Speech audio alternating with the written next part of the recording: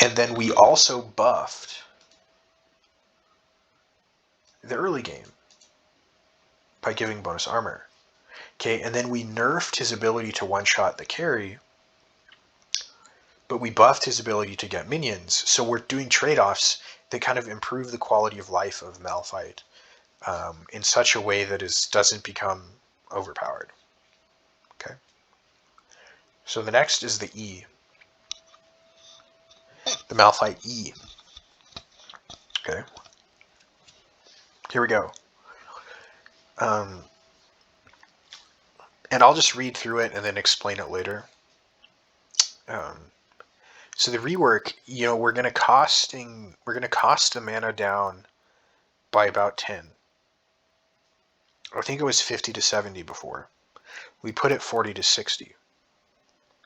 Okay, but we up the cooldown by 2 seconds. So we're kind of saying 10 less mana, but higher cooldown at early levels. I think this is a positive change, because Malphite doesn't have to E very frequently. Having a lower E cooldown doesn't help Malphite that much in the lane. Having the reduced mana cost kind of helps a lot. I don't feel like that if Malphite Q was, having the Malphite Q on a lower cooldown doesn't really help me, because if I use it, I used to run out of mana. Right? So the lower cooldown in the early game doesn't feel that valuable. So also what increasing the E cooldown does is it kind of, okay, so like if E is 7 seconds, it takes you more than 7 seconds to walk from my tower to your tower. So I can probably press E twice in a gank if you're way pushed under my tower. So kind of what this does is this says I get a quality of life mana cost reduction. So I can spam E to clear out minion waves without running out of mana. So maybe I get 2 extra E's before I recall, but I also have to wait longer, so my kill pressure is kind of reduced. Because I probably can't get 2 E's off anymore by the time you get to your tower. So it's kind of like that kind of trade-off, okay? So here's what I said with my tooltips, okay? Oh, I forgot the other part. So here is attacking a large monster reduces the E cooldown by 1 second per attack up to 3 times per cast. So here's what this, at level 1 E, the Malphite, in jungle Malphite at level 1 has 1 second cooldown taken off of his E. So remember what we did to Malphite Q? You take, you get objectively more damage to minions. Because blue buff has like, blue has like, it's like 2000 HP, doesn't it?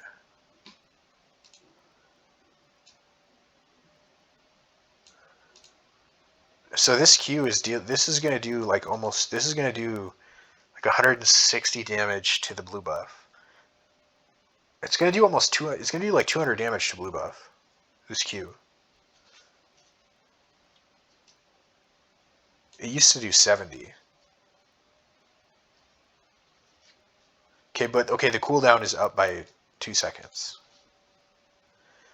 But it does double damage against jungle monsters. So the Malphite jungle clear has been buffed here without making the laning phase OP.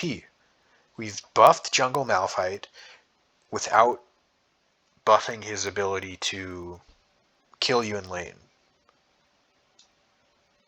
Right? We buffed his sustain in lane. We buffed his ability to CS safely. We buffed his ability to clear minion waves safely, and we balanced that out by getting rid of some of his upside in other areas. It's a little bit a little bit smoother, a little bit more um, aesthetically pleasing, as opposed to just being this swing or miss champion. It's like watching tennis or watching baseball, right? Like when you're watching tennis, everyone just they hit the ball like probably 90% of the time. When you're watching tennis, they're actually connecting with the tennis ball. In baseball, it's like 10% of the time they actually hit the ball. But when they do hit the ball, it's like it's this big explosion, right? In tennis, they're hitting the ball more frequently, but the relative level of excitement for a tennis player hitting a winner is less than a baseball player hitting a home run, right? Um, so that's kind of, we're making it a little bit more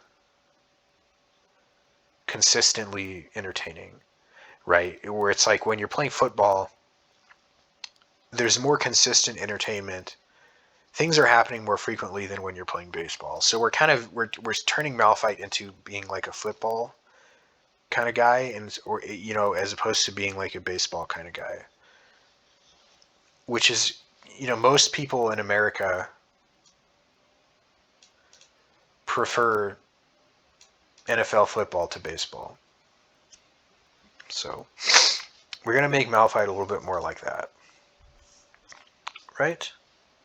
So what I said here is, when you're attacking a large monster, you reduce the E cooldown up to 3 seconds. So if I max E first, I have a 4-second E cooldown when I'm jungling.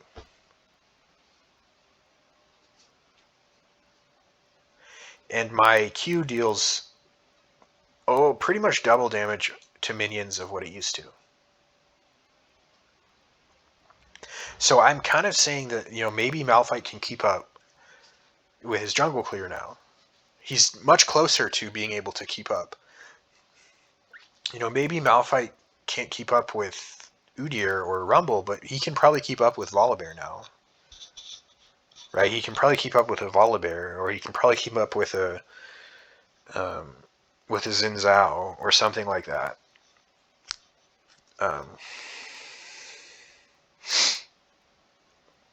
So when we're looking at the laning phase version of the buffs, Malphite is punished for reduced mana costs by having longer cooldowns at early levels. I think this is a good trade-off because the number one problem with Malphite is that he runs out of mana.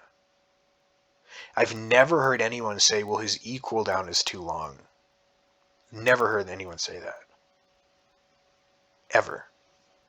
Right? Because you just run out of mana so quickly. It doesn't, E cooldown short, it doesn't matter most of the time. You're just running out of mana. Right? So we're kind of saying longer cooldown is technically a nerf. Lower mana is technically a buff. But specifically in the situation where you're laning, this is kind of neutral. Because when I all-in you, I probably can't E twice before you reach your tower. So this could technically be a nerf to kill pressure. You could look at it as a nerf to kill pressure, because maybe I can't E twice before you reach your tower.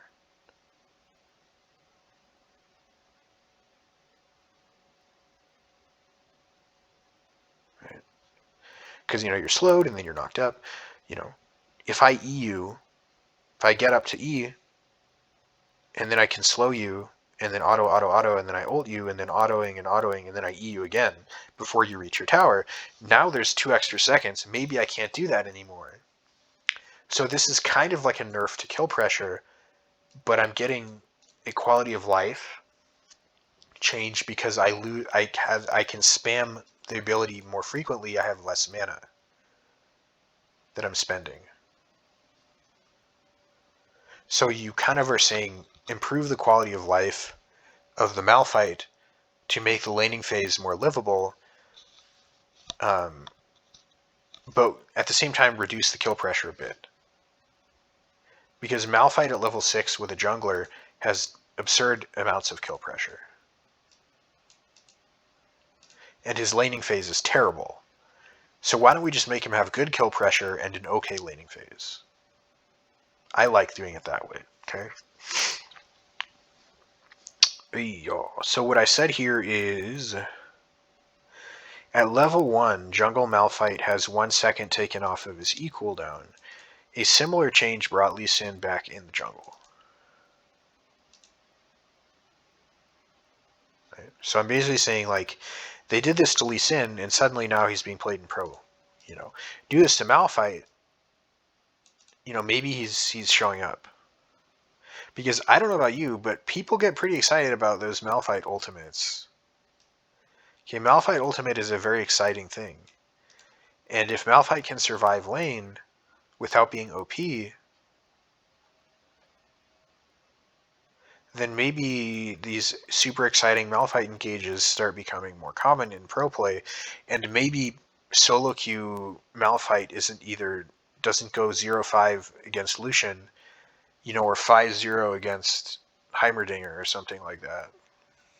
You know, that's probably a bad example. I don't know that Malphite could kill Heimerdinger that easily, but whatever. You get the point. You know, Qmax with Sork Shoes and Ignite, and you just one-shot people. Maybe it doesn't work in pro, but I've seen Malphites just get super fed doing that. So we get buff to Malphite jungle, meaning Malphite is now a flex pick.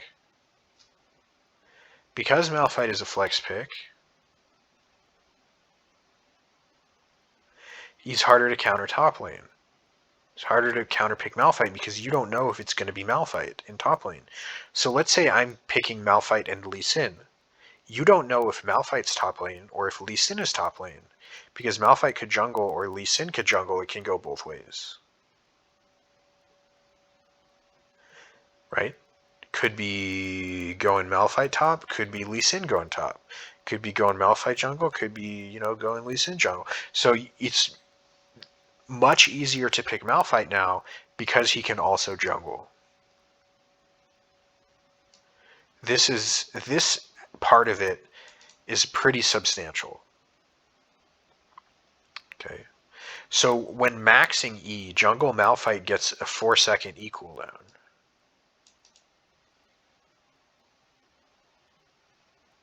So this is kind of like saying the damage from Malphite E is about the same as Udyr Phoenix stance. It's actually less. It's less, but it's close to the same.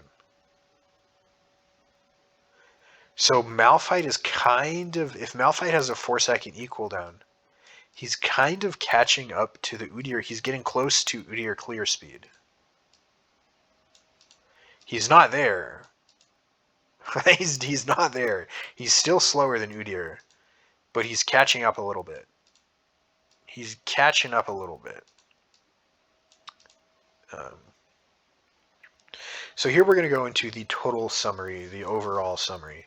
Okay, Malphite was bad in lane and could not deal with a split push in just about every matchup at nearly all points in the game.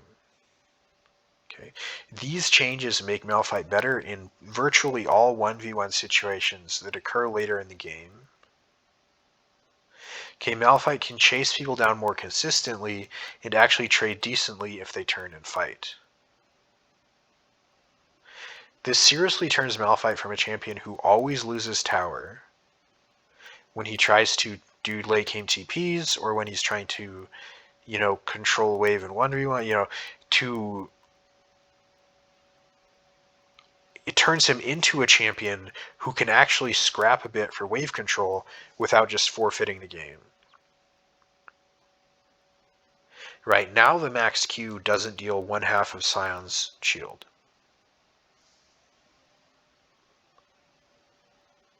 Because we're doing percent max health damage, right? Okay.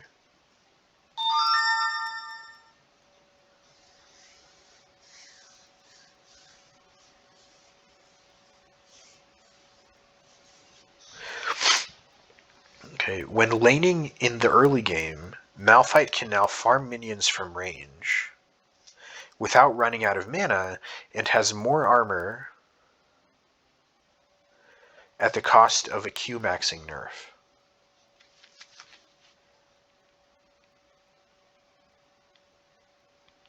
Okay, I also removed the toxic parts of his kit that don't require much skill. Okay, like the Q max AP Ignite builds, you know, that I was talking about, where Malphite builds Magic Pen, maxes Q with AP runes and, you know, maybe Comet, and just Qs you twice and you're half HP. Right? Um, so Malphite's laning was very miss and rarely hit. You know, so that's a play on saying, you know, it was hit and miss. You know, but it wasn't even hit and miss. It was very miss and rarely hit. Okay, so he had a miss and rarely hit laning phase. Despite the fact that his late game is terrible against anyone with just a little bit of HP. Okay, these changes cut from his strengths. And don't get me wrong, when Malphite, his upside is giant. When he's good, he's really good. Okay, but when he's bad, he's really bad. And we don't like that. I don't like that. Okay, I want to say, like, let's have the, you know, the upside down and the floor a little bit higher. Okay. So finally, oh guys, these changes cut from his strengths to cover his weaknesses quite effectively. Right. Finally, Malphite's increased jungle clearing should make him a good flex pick, so it's harder to counterpick him so hard in lane. You know, and then unfortunately I sacked AP Malphite a bit so that I could bring him back into the jungle. To be honest, AP Malphite is one of the most toxic things in the game, so I don't care much.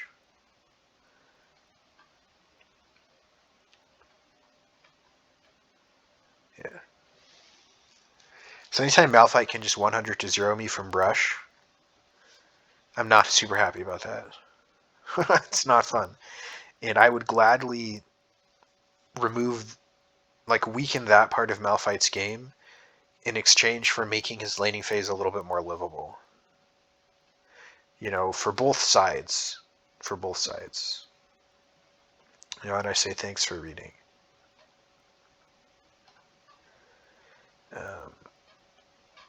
Yeah, I don't know if there were a couple things I wanted to change in this paragraph. These changes make Malphite better in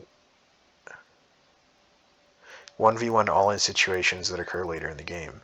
Malphite can now chase people. So Malphite can now chase people down more consistently and actually trade decently if his enemies turn and fight.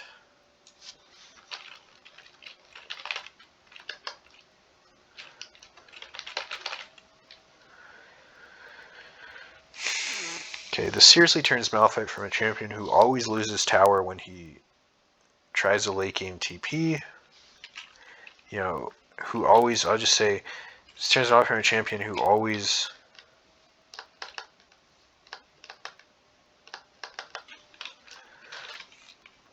almost always loses control of minion waves. He loses control of his lane to a champion who can scrap for wave control without losing the game. I'm going to say without instantly forfeiting the game.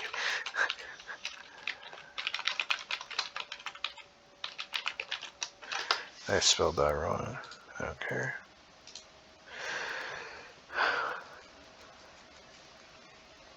who almost always loses control of his lane, to a champion who can sometimes scrap for wave control without instantly forfeiting the game. Okay, now maxed Q doesn't deal 1/2 of Science Shield. Blah, blah, blah.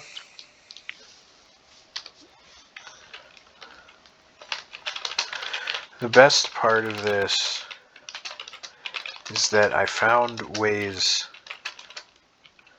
to trade off his power in other places so that these changes were not OP just in terms of the mathematical values involved.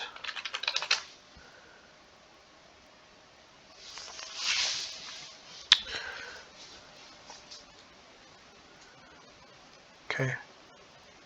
So let's see if there's anything else I want to change. Here's what I forgot to understand, is that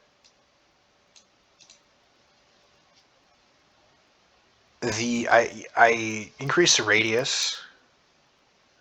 Usually when you increase the radius of a spell, you also reduce the damage. And I don't know if I should also say that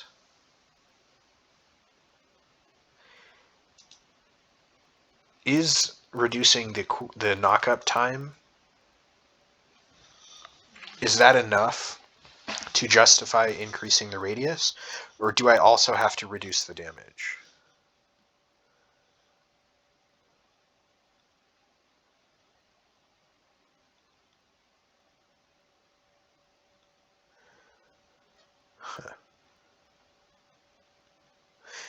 You know, I think it's okay. I think it's okay.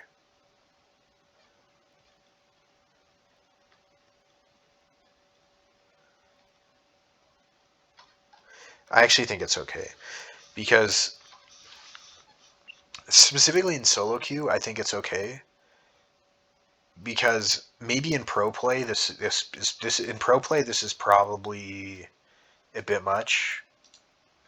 Not just that, all of this, it might be a bit of too much of a, you know, because my goal was not necessarily to buff Malphite, just to adjust him to where he's feels more playable. And you don't just have to go 50 CS down every game when you play him. But in pro play, the half-second knockup, if you're chaining it with a Nautilus Q, the guy might die before he lands regardless.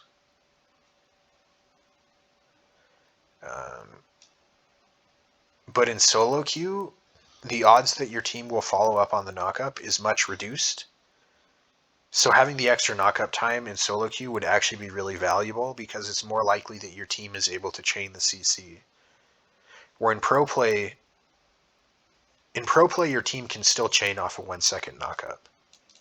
Right? They can still chain CC off a 1 second knockup. But in solo queue, when you're not communicating, like you're not saying, I'm gonna ult, and your team is ready for your ult and they chain the CC right away, in solo queue you can't do that. So, you know, this half-second reduced knockup might actually, in solo queue, I think this change is okay.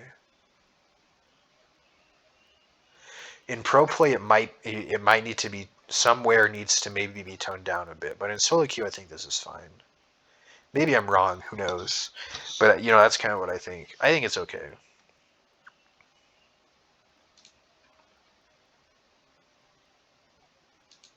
So let's get updated draft. And then we're going to upload this video, and then we're going to post the thing.